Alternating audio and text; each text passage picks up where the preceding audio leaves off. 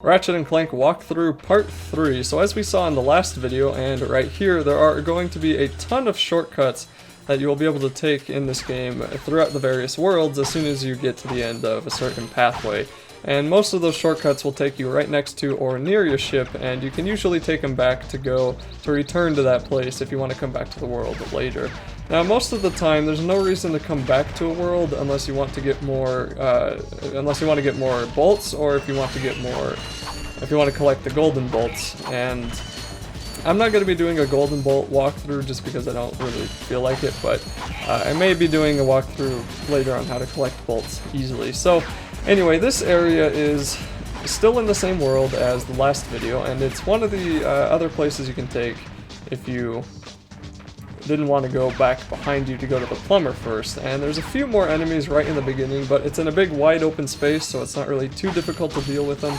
I would just throw bomb gloves, stuff at them, and then again destroy these boxes, pick up some bolts, and collect as many as you can, because pretty soon we're going to be running into people who want you to buy whatever it is that you want from them. And most of the time that cost doesn't go too much higher than a couple thousand bolts, but sometimes it can be a little bit expensive. So you will want to keep that in mind when you buy items from the shop, or if you buy ammo.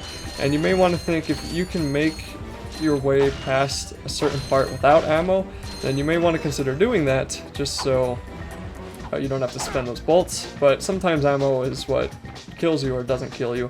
Now, I don't know if you noticed, but that thing that I whacked a few seconds ago that had the little antenna sticking out of the ground, that will become extremely helpful later on, and that unfortunately won't come into play for a while, but when it does, I'll be sure to go on and on about how awesome it is, because the thing that comes out of there really helps with some battles.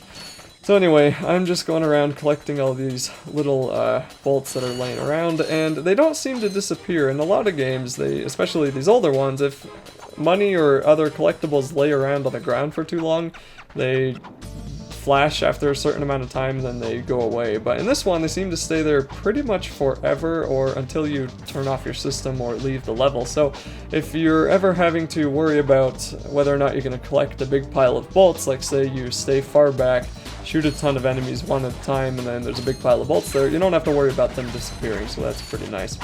So then when you're finally done looking around, you'll want to come on over up these steps, and I keep thinking I can bust in those air conditioning vents there, but it looks like you can't. And I'm just surprised, like, this is my first time playing through this game, so I'm surprised at how good it looks for a game this old.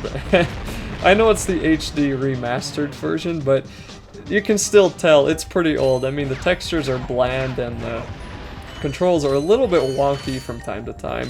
Mainly, Ratchet has a hard time getting up and moving from a dead stop, and sometimes that can be really annoying. And I know that's probably meant to add a slight tinge of realism, but it can get kind of annoying sometimes. And then jumping is weird, attacking is weird, aiming is really difficult when you're not in first person. It looks like I'm doing it fine here with the bomb glove, and that's probably because gloves have the easiest aimer of pretty much any weapon, besides maybe a rocket launcher, but most of that's done in first person. So anyway, I'll be talking more about that when I finally get a gun.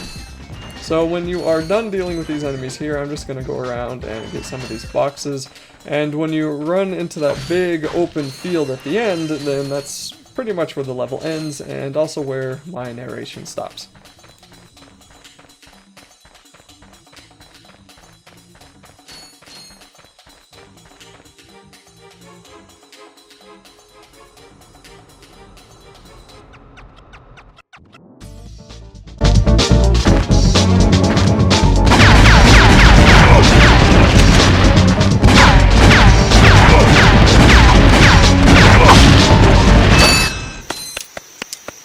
Don't hurt me. Don't hurt me.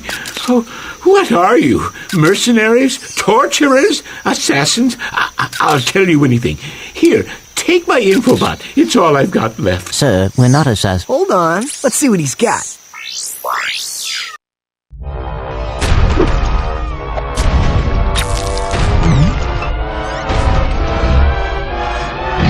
Has this ever happened to you?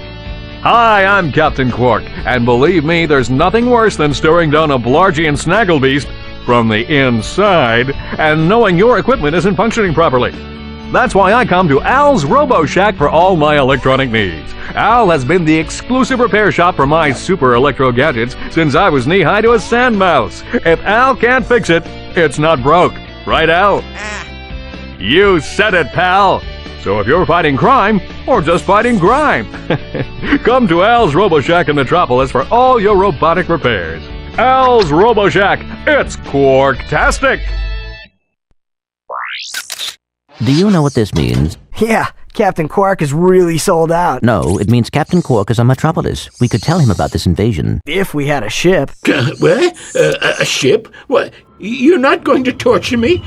Well, as planetary chairman, I could arrange for you to borrow our courier ship. Cool. You can count on us, sir. Right. Thank you, your chairman shipliness. Now that you have coordinates to 2 new planets, you can use your ship. Press the select button to bring up the map. Your ship is marked with a star.